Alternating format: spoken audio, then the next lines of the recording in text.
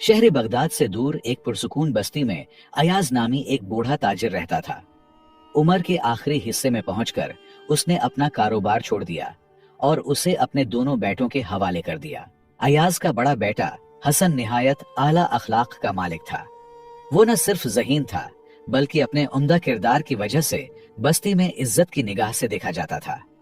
हसन हमेशा कारोबार में खुद पर ज्यादा बोझ डालता और अपने छोटे भाई कामिल को ज्यादा जिम्मेदारियों से बचाता, लेकिन उसके साथ साथ वो कामिल को मुसलसल नसीहत भी करता कि तिजारत में ईमानदारी सबसे बड़ी दौलत है।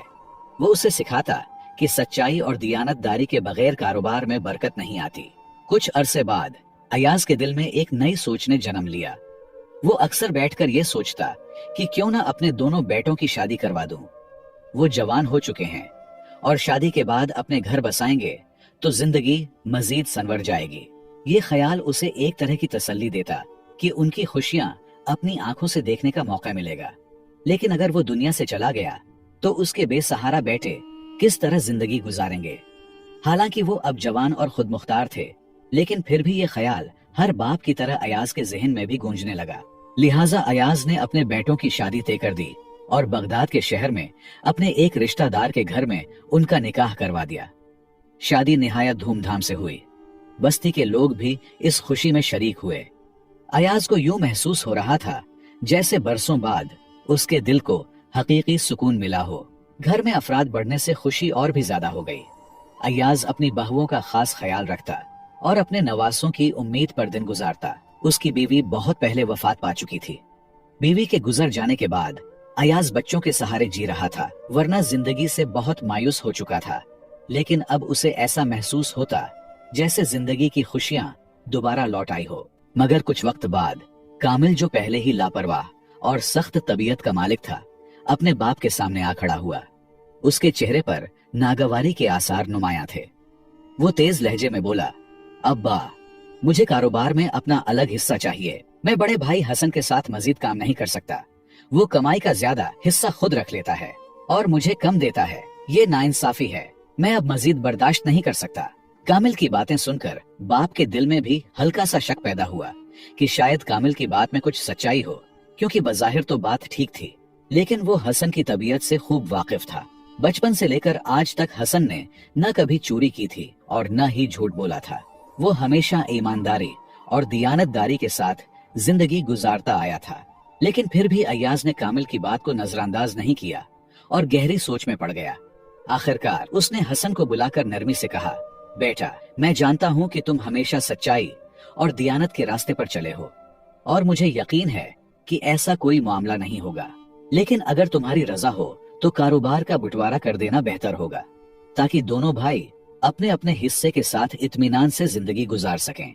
ये कहते हुए अयाज के लहजे में अफसोस भी था और बेबसी भी, क्योंकि वो नहीं चाहता था कि उसके बेटों के दरमियान कोई रंजिश पैदा हो। हसन, जो एक नेक दिल और समझदार इंसान था, ये सुनकर गमजदा हो गया। वो सोचने लगा कि अगर उसके वालिद के सामने ही कारोबार का बंटवारा हो गया तो इस सदमे से अब्बा शायद गम से मर ही जाएंगे। वो नहीं चाहता था कि उसके वालिद की जिंदगी के आखिरी दिन किसी परेशानी में गुजरें। दूसरी तरफ हसन जानता था कि कामिल को तिजारत के मामलात की कोई खास समझ नहीं थी। अगर उसे अलग कर दिया गया तो वो नासमझी में सारा सरमाया जाया भी कर सकता है। इसी सोच के पेश नजर हसन ने कारोबार तकसीम करने से इनकार कर दिया। ये सुनकर कामिल तेश में आ गया। उसने गुस्से से बाप की तरफ देखा और तेज लहजे में कहा, देख लिया अब्बा, मैं पहले ही कह रहा था कि ये बंदा टग है। ये मुझे वरगुला कर मेरे हिस्से के पैसे चोरी कर रहा है और मुझे कम देता है। लेकिन अब ऐसा नहीं होगा। मैं उसके साथ कारोबार नहीं करूंगा। अब जो होगा अलग होकर होगा। कामिल खुद भी लापरवाह और नासमझ लड़का था, लेकिन इसके सोच के पीछे उसकी बीवी भी मुलव्विस थी, जो कामिल की कम अक्ली का पूरा फायदा उठाना चाहती थी। लेकिन जब लड़का अक्ल से पैदल हो तो लड़की को कसूरवार ठहराना बेजा है। लिहाजा पहले तो हसन ने नरमी से कामिल को समझाने की कोशिश की। वो धीमे लहजे में बोला, देखो भाई, ऐसा कोई मामला नहीं है। कारोबार के तमाम पैसों का हिसाब किताब लिखा हुआ है, हर रकम दर्ज है। अगर सब कुछ साफ तौर पर लिखा जा रहा है तो फिर मैं कैसे पैसे चोरी कर सकता हूँ। लेकिन कामिल अपनी जिद पर डटा रहा और हसन की बातों पर यकीन करने के लिए तैयार न था। ये देखकर हसन ने मजीद वजाहत के लिए कहा, अगर तुम्हें मेरे अखलास पर शक है तो हमारे साथ जो 2 मजदूर काम कर रहे हैं जाकर उनसे पूछ लो। अयाज ने गहरी सांस ली और कहा, नहीं, घर की बात बाहर ले जाने की कोई जरूरत नहीं। फिर उसने हसन की तरफ देखा और नर्म लहजे में बोला, बेटा बस छोड़ो ये मामला, कारोबार का हिसाब कर लो। आधा हिस्सा तुम्हारा और आधा कामिल का। जब तक मैं जिंदा हूँ मुझे बस इतने पैसे दे दिया करना कि मेरा गुजारा हो जाए। बाकी कमाई से तुम दोनों अपनी जिंदगी संवारो। अयाज के ये अल्फाज हसन के दिल पर तीर की तरह लगे।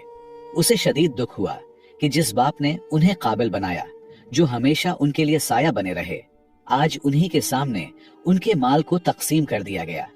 ये एक ऐसा दर्द था जिसे सिर्फ एक बाप ही समझ सकता था, और ये महज कामिल की बेवकूफी की वजह से।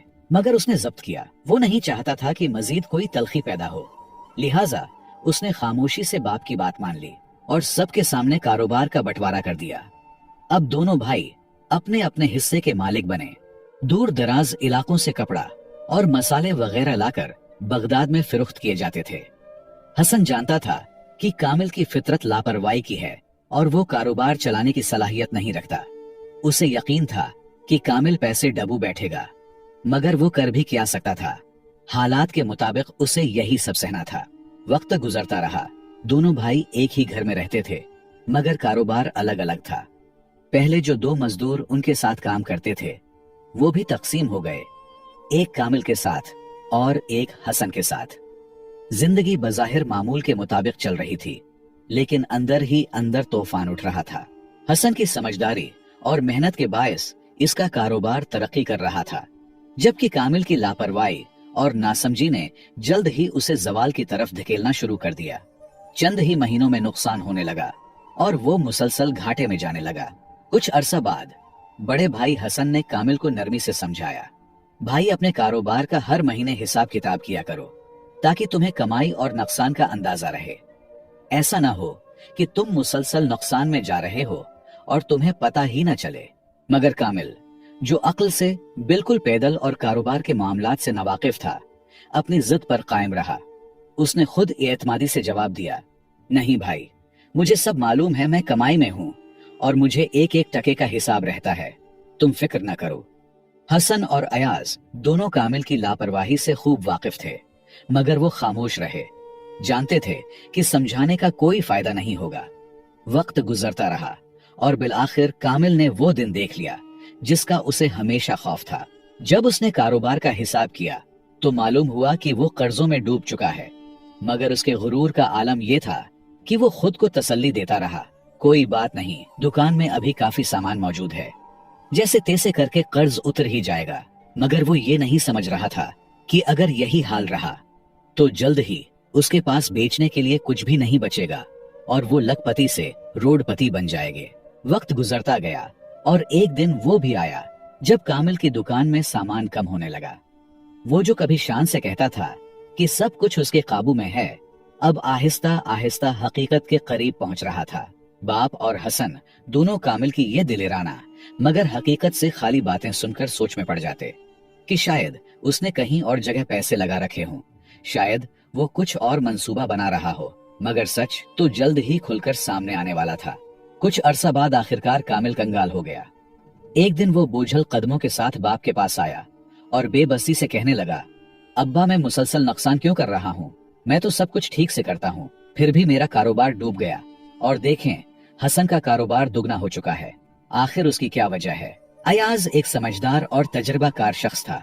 उसने कामिल की बातें गौर से सुने लेकिन कुछ न कहा। वो जानता था कि कामिल जबानी बातों से नहीं मानेगा जब तक कि उसे अमली सबक न दिया जाए। इसलिए उसने एक तरकीब सोची। शाम को अयाज ने दोनों बेटों हसन और कामिल को अपने पास बुलाया और कहा, बेटा, मैं तुम दोनों से एक जरूरी बात करना चाहता हूँ, लेकिन पहले शर्त यह है कि आज रात तुम दोनों मेरे कमरे में गुजारोगे। दोनों ने फौरन हामी भर ली। रात हुई और सब अपने बिस्तरों पर लेट गए।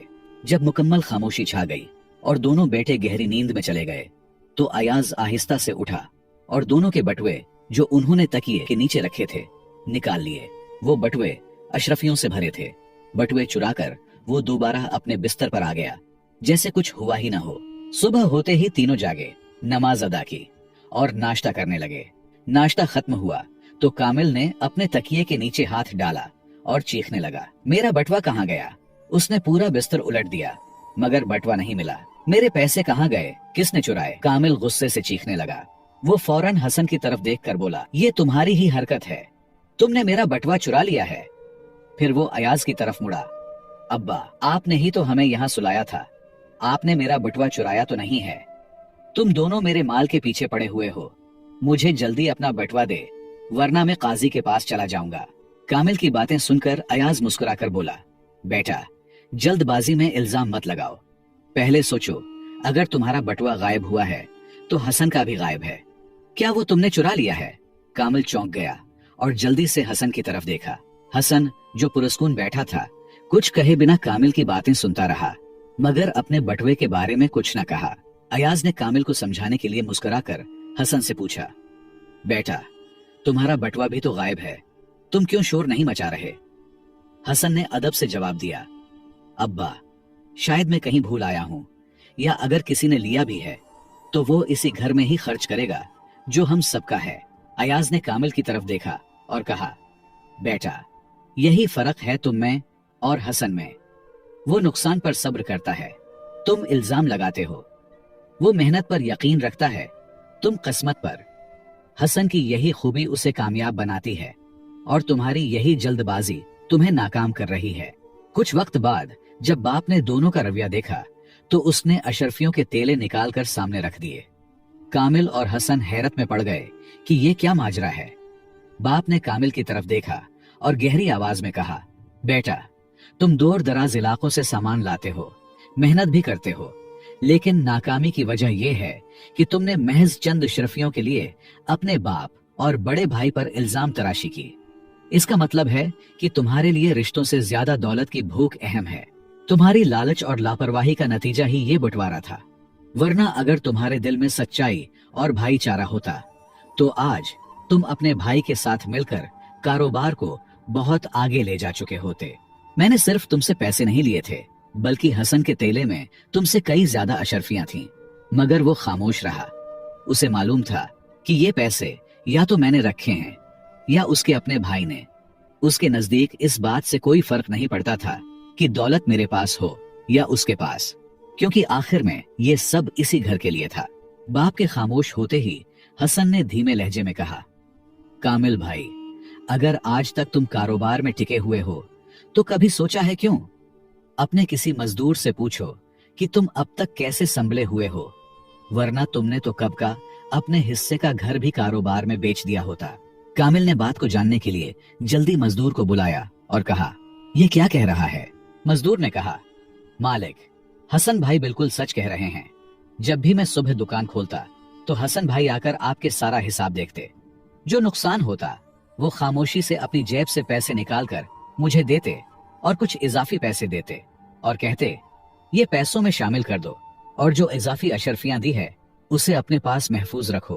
कामिल को मत बताओ ताकि वो कारोबार सीखे।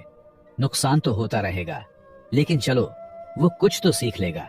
जितना कर्ज आप पर चढ़ा हुआ है उससे कहीं ज्यादा रकम हसन भाई ने मुझे थोड़ा थोड़ा करके दी है। मैंने ये पैसे अपनी अमानत समझ कर रखे हैं, अगर आप चाहें तो मैं अभी के अभी आपको लुटा देता हूँ। कामिल की आंखें आंसुओं से भर गईं और वो चीख चीख कर रोते हुए बाप और भाई के गले लग गया। उसे एहसास हुआ कि अगर ये दोनों न होते तो वो आज कहीं का न रहता। निदामत से लबरेज लहजे में उसने हसन से कहा, भाई, मैं आपके साथ काम करूंगा, जो आप कहेंगे वही करूंगा। मैं वाकई नासमझ था, मुझे आप और अब्बा जान पर भरोसा करना चाहिए था। हसन ने मुस्कुराते हुए उसे गले लगा लिया और यूं दोनों भाई एक होकर कारोबार में जुट गए, जबकि बाप की खुशी का कोई ठिकाना न था। तो दोस्तों, हमारी जिंदगी में बाप और भाई का बहुत बड़ा किरदार होता है। ये रिश्ते बेमिसाल होते हैं, मगर अफसोस कि आजकल कुछ लोग चंद पैसों के लिए इन कीमती रिश्तों को तोड़ देते हैं, जिसका अंजाम बाद में बहुत भारी पड़ता है। याद रखें, किसी भी काम में, चाहे वो अपना हो या किसी और का, ईमानदारी, खुश अखलाकी और नेक नीति को कभी नहीं छोड़ना चाहिए, क्योंकि कामयाबी सिर्फ मेहनत से नहीं बल्कि अल्लाह की रजा, ईमानदारी, माँ बाप की दुआओं और गरीबों की मदद से मिलती है। अगर सिर्फ मेहनत ही सब कुछ होती तो मजदूर सबसे अमीर होता। मुझे उम्मीद